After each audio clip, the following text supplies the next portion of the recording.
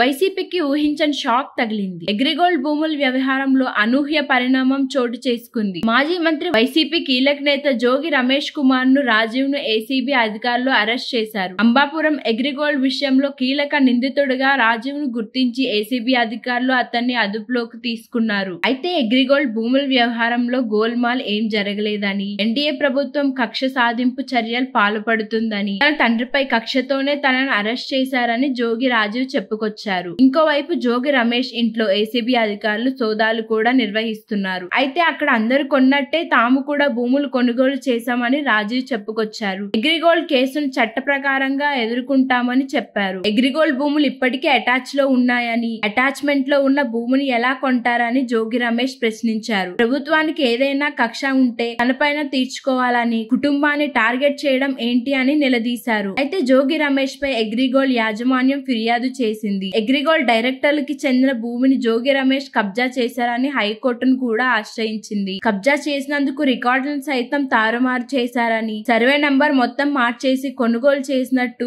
దొంగ పత్రాలను సృష్టించారని పిటిషన్ లో అగ్రిగోల్డ్ యాజమాన్యం పేర్కొంది. ఈ నేపథ్యంలోనే అంబాపురంలో పెరిట ఉన్న భూమిని సిఐడి అటాచ్ చేసింది. ఇదే భూమిని గతంలోనే కొనుగోలు చేసినట్లు, దొంగ పత్రాలు సృష్టించినట్టు జోగి రమేష్ ఆరోపణలు ఎదుర్కొంటున్నారు. అటాచ్ చేసిన భూ వ్యవహారంలో అక్రమాలు జరిగినట్టు గుర్తించిన సిఐడి 9 మందిపై కేసులు నమోదు చేసింది. ఈ కేసులో A1 గా జోగి రమేష్ కుమారుడు రాజీవ్, A2 గా జోగి సోదరుడు వెంకటేశ్వరరావు ఉండగా 7 ప్రభుత్వ ఉద్యోగాలు పాత్రలో ఉన్నట్టు సిఐడి కేసులు నమోదు చేసింది. సబ్స్క్రైబ్ చేయండి.